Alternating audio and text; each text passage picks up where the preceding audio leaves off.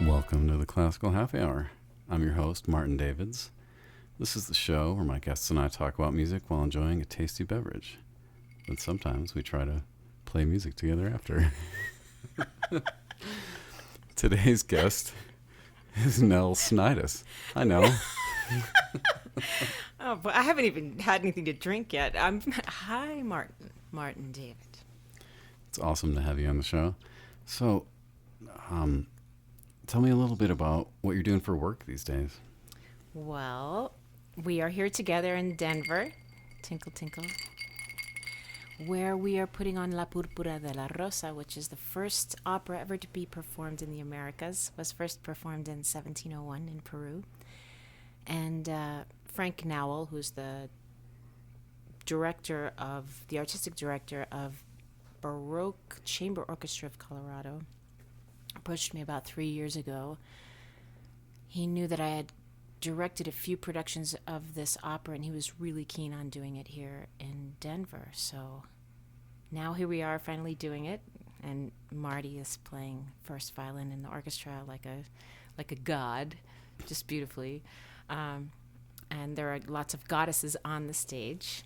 Esteli Gomez, who is Venus, and she sings just so beautifully, and she happens to have jumped in on maybe 6 days' notice as Guadalupe Peraza unfortunately got COVID, and also Aramora got COVID the next day, so we had another one jumping in on 4 days' notice, and Jennifer Ellis Compani is the god Adonis, and she's just tremendous, and it's actually turning out to be a glorious production, I think, in spite of all of the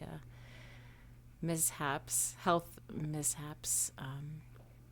But yeah, this is a little bit of a turn in a different direction for me, starting to stage direct more, and it's been a really fun time doing that here. And I happen to also have just conducted my first opera last night. It was great, too. Surprise. So, like for people that listen to the show but might not know, you're mostly a singer, right? Yes, mostly a singer. And I've been specializing in this repertoire actually for quite some time, this Latin American Baroque repertoire. And that has a very specific language, as has Jenny. Jenny and I have sung together for at least a decade, especially in this repertoire with the group El Mundo. And it's got a pretty specific, as I said, language, so it's fun to have people who really know how those things go. And we have some locals here who are getting to hear Jenny sing and Esteli sing, and they're picking up the style really quickly. So, obviously, you went to university and stuff for singing. How did you end up, in early music, and let alone like New World kind of specializing? I went to music conservatory in New York at the Mannes College of Music, and at that time, there was a man named Paul Eccles who was just a wizard of early music. He's both a music director and a stage director, and he was still really one of the best directors I've ever worked with in my life. He also happened to have trained Grant Herod, Tom Zajac, Paul Schipper, Dan Swenberg, Jolie Greenleaf, a whole era of New York musicians who are early musicians. So I was really lucky I went to that school and got to be exposed to it. And also at that time, my father's from Uruguay, from Montevideo. And when I was at Mannes, there was a very famous diction coach who sang all the compromario roles at the Met. And one day in our diction class, he said, okay, anybody here who has any Latin American heritage or speaks Spanish, raise your hand. And, maybe 5 of us raised our hand. And he brought us up to the front of the room and interviewed us privately to make sure that we weren't just faking it, And then we all were sent to audition for this zarzuela company in New York City. And it was, at the time, it was called Repertorio Español, and they did zarzuelas in repertoire. So that means a repertory theater is like Monday night is, Casa de Bernarda Alba, and Tuesday night is La Corte de Faraón. So you have all of these different shows going at the same time. And I began to sing with them and sang with them for for quite some time, but that was one of the things that, you know, turned me on to classical Latin American music. And then this guy, Nico Castel, also gave us a class in Ladino song and in kind of Spanish repertoire in general. And I realized, oh, wow, this is actually my music. You know, I was singing, you know, Norina and Adina and all that stuff. And I liked it well enough, but my soul wasn't like vibing with it. And when I heard this music, it was like, oh my God, this is, you know, I grew up listening to tango and Cuban music, popular stuff. I didn't realize that there was a way you could kind of have a hybridization of classical and Spanish. So that's kind of how I got started in all of that. So did you always want to be a singer when you're growing up? Yeah, I think I did. I remember when I was little, you know, when you're little, everybody's always asking you what you want to be when you grow up, and you have to come up with something, you know. And I remember every kid would say, I'm going to be an actress, and I'm going to be a singer. And I thought, I'm actually going to do that. So I'm not going to say that, because all these people are saying this, and it's not going to happen, you know. So I was like, I'm going to be in the roller derby. That was my main answer. Really? Roller years. derby? Yeah. Wow. I know. Have you ever done it? No. Then that was before I learned how to roller skate. Once I figured that out, I was like, ow, that's not for me. Especially ramming into people. And I think, you know, you saw it on TV and it looks kind of fun. And then I realized how the pain that was involved, the physical pain. Yeah, it's always pretty big people. Yeah, you know, well, that was my answer when other people were saying I'm going to be a singer, and I knew they weren't going to. I was like, well, then I'm going to be in the roller derby. Yeah, that's it. So, but as a kid, what kind of music did you imagine singing? I didn't know. I was just like, I liked to sing. I was always singing. And then I think one of my mother's best friend's daughters was giving voice lessons. And she said, do you want to take lessons? And I said, sure. And I went in and she showed me one of the 24 Italian arias. And she warmed me up, and I discovered what a soprano voice was, and that I had this really high voice, and it felt so just otherworldly to use it. And I came home that day from my first voice lesson, and I said, do people do this for a living? Can you do this, you know, like singing in Italian? Oh, the sounds of the language and the kind of transporting you to a different world and a different time. I said, Mom, do people do this? And she said, oh, yes, they do. And it was like, well, that's what I'm doing. And that was kind of it. I think I was 13. Sweet. So you just never looked back? I didn't. And now I'm like, really? Was I? No. Yeah, that was how it worked out. So originally it was just like exploring what your voice could do that attracted you. And then was there later like specific kinds of music that you were like, oh yeah? Well, it was the combination of the language and what the voice could do. But when I heard Italian and I could sing in Italian, that was, I don't know, that really led me in. And I've always been really deeply interested in culture and language, and somehow it felt like you could time travel and travel to different countries and cultures through the music. And that was a combination of music and just expression and the different tastes of the different languages.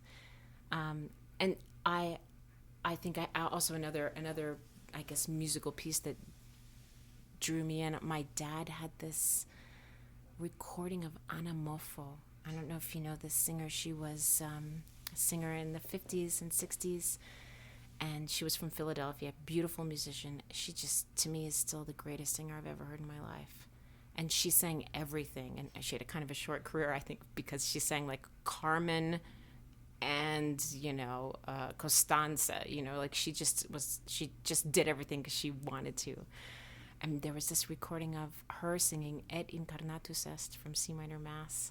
It's just this beautiful, like these high, long, sustained, like this ecstasy piece. And I used to sing it with her on the record player, and yeah, that was like heaven for me. Mozart. So, what do you love about being a musician? I love when you get into the room with the other musicians, and different things start getting pulled out of different people, and you see, I don't know, I've been thinking a lot about how a really great musician is kind of like a superhero, like for example, there's this really simple melody piece in Púrpura de la Rosa that I put in from the Trujillo Codex, and I gave it to Marty to play in this. It's after Adonis dies, and I put in a little sad business, as a director, but I put in this simple piece that if you just look at it on the paper, it's like da dee dee dee dee dee da dum dum dum da dee dee dee dee da dum dum dum, basically. And Marty played it. You played it the first time, and it was like, yeah, okay, great. And then we talked about what it meant in that spot, and I sang 2 bars of it, and then Marty played it, and I swear everybody came up to me after. That was during the dress, and everybody was like, wow, I could barely keep my shit together because we were all starting to cry because Marty played it so beautifully. And I love that about being a musician, because you see people who are just, you see them ingest music and then turn it into magic. Yeah, I love seeing people that you just know they're meant to be doing music, and they inspire you and make you want to be better, and exactly, and make you want to make other people feel the way they made you feel, or at least make them feel something. Yeah, yes, precisely. Yes, precisely. So do you play any instruments? I play a little bit of Renaissance guitar, which is basically a ukulele, but it's the great great grandmother of the ukulele, where the Portuguese brought the Renaissance guitar to Hawaii, and then it kind of morphed into the ukulele instrument. But it's a 4-course, my dog has fleas, kind of rhythm guitar instrument. And I played kind of folk guitar when I was a kid. And I was on some gig with Paul Shipper and Grant and Tom Zajac, and they had one, and they just put it in my hand. They were like, "You played guitar as a kid, right? Yeah, here, go. Just play the shape of a G, now play the shape of a D. There you go. Now just play those 2 chords while we do X and Y." And suddenly I was playing. I was like, that's it? So I got one, and I started playing it, and it's so fun. It's really fun. That's awesome. So do you play piano too, or? I play the piano like a guitar player. So it's just kind of like I look and see what the chords are, and I play the chords in whatever inversion I can get my hands on the keyboard in, but I don't have no technique for melody and stuff. Yeah, I was the worst. On my, proficiency exams, I had to memorize everything so I could look at my fingers. Yes, of course. Finger 3, tuck. So, you doing any teaching? Yeah, I did. I just started teaching right after the pandemic. I've been teaching at Fordham University. I've been teaching voice there, both at the Rose Hill campus, which is this unbelievable, just beautiful campus in the middle of the Bronx, where apparently they do a lot of filming, because it's just like idyllic college campus, And then they have another campus at Lincoln Center. So I've been doing some voice teaching. Cool.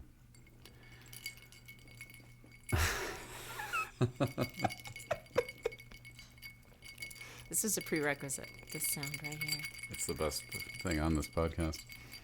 I wish I had the talent, to make the... You just have to get it wet, I think.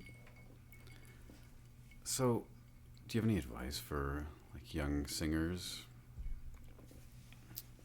Yes. I would say, of course, really work on getting your voice together. And the first thing I would say is, if you're with a teacher that you feel you're not progressing with, get out and find somebody that you do progress with. That doesn't mean if they're giving you work to do and you feel like you're making progress, but it's hard, I would say stay with it. But if they're telling you to do stuff that you can tell is counter to the way your voice works, get out and find a different teacher, because it's just wasted time, and nobody has time to waste, when you're trying to get better. And then the other thing I would say would be, like the question you asked me, which was what music really do you vibe with? That's so important to know what you love, and really pursue that, and try to put your own things together and make your own opportunities. You'll never be sorry to get your own thing going, I think. You learn so much. You learn how hard people work when they do lead. Then you're, have a little more patience with people who are in charge. I think that's very important, So, yeah, I would say all of those things. Yeah, it's easy to complain about conditions or Oh, my God. anything, but it takes such a force of will just to make a concert happen. Yeah, and once you lead your first concert, you're just so grateful when you're not the one having to do it. It's just like, thank you for figuring this all out. Yeah, sometimes I like to just hide out in the second violins and take it easy. That's a vacation. Yeah. Right?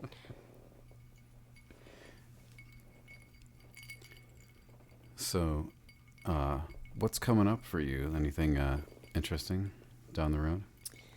Actually, in I think about 10 days or so, Jenny Ellis and I are going to be singing together at Carnegie Hall with El Mundo. We're pretty excited about it. We're doing the repertoire from our...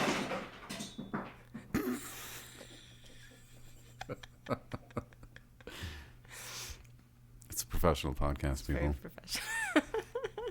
Yeah, we're doing our Maybe nobody hears all of that outside noise. Anyway, it's the repertoire from the Guatemala Cathedral. We put out a CD of that repertoire maybe a year or two ago with El Mundo. So we're doing that at Carnegie on February the 8th. Come on, come all. That sounds exciting. It'll be fun, I think. It's nice. So, who finds this music? There is a lot of it that's has been found. There was a really... an important person in the States who's done a lot of research is Robert Stevenson, who's deceased, but he's got just a ton of repertoire that he has made editions of. And then there's a guy named Alfred Lemon who had made a lot of editions of the Guatemalan repertoire. And there are Drew Davies is doing excellent work bringing things from Mexico, I think, primarily. And is he at Northwestern? Somewhere in one of the, I think Northwestern, I think you're right. And Omar Abril, who's down in, I think, Guatemala, is doing a lot of work there in the Guatemala Cathedral. So there are people doing the research now. And someone in Texas, and Aurelio Tello, forgive me, it's the Scotch. But there's a lot of people who are musicologists who do the research, and they go into the cathedrals and they look at the archives, and then they take the manuscripts and turn them into modern notation. So is it mostly church music that they find, or is there dances and stuff too? There's a lot of church music, a lot of it, because it's housed in the cathedrals, so most of it is primarily sacred. But there's, I would say yes, that I know of. So, in a lot of German and Italian music, you find these chaconnes sneaking into the choruses and stuff. Is it the same kind of thing where the popular dance forms would sneak into the church music? Definitely, and it was, especially in Latin America, the Jesuits got down there and discovered how incredibly musical the people who, the indigenous were. And they took full advantage of, they just you'd hand them a violin, and the next thing you know, they'd be playing. That there was a real, especially in, Bolivia and in the Chiquitos missions. So it was Vatican II, when you go into the vernacular and you bring the guitars into the mass or whatever. It's that kind of a thing where they would bring in fun music to evangelize, like that hakara that we did today. You and I rehearsed this hakara that I'm singing on a concert we're doing together. Oigan una jacarilla, and it's very, very fun and dancey, and it's about the Virgin Mary and her mother. Yeah, it's almost like they imposed spiritual lyrics on it because they had to, or they felt they had to. Yeah, and that that piece might not have been in that. There was music that was done in the churches, and then there were musics that were done there was music that were done in the plazas and stuff, but that were also religious. So maybe that might not have been done inside. So do you notice like any, I don't know, regional differences between like Bolivia and say Mexico? Or well, a lot of the guys moved around too. A lot of the maestros de capilla would move from one place to another, and in general they're training people to do. There's a Spanish style, and then there is whatever the indigenous style is there. But mostly, I haven't. But I'm not a musicologist. I don't have that kind of depth of experience to know what is found there. But from what I've sung, which is a fair amount, there are masses, and then there are masses, and those kind of things can sound like in general like Monteverdi or then like higher Baroque. But I haven't noticed like, oh, I know that's from Bolivia, except that I know that it's from Bolivia because I know the manuscripts. Okay. Yeah, I mean, in Europe, you can pretty much tell French music from, Italian. Yeah, that's for sure. and you've got a different, yeah. But this is all in Spanish or Latin, so it's not even like you have, like, of course, that's not. Yeah. So, like, were all the colonies that we've got music from Spain, or that I've done? Cool. All right. Is there anything you want to ask me?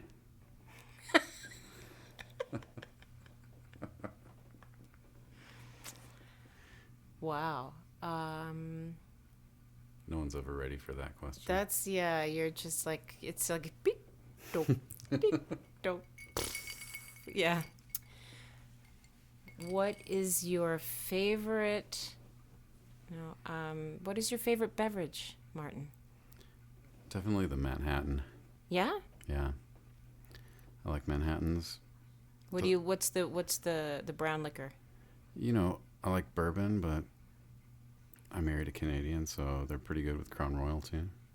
Gotta say. Crown Royal, if you hear this, I need a sponsorship. He shuns bourbon for Crown Royal. I'm definitely a proud American, though. I like my bourbon. So I'm not going to call out any brands until they sponsor me. Okay. Brands? This could be yours. Anything else you want to know?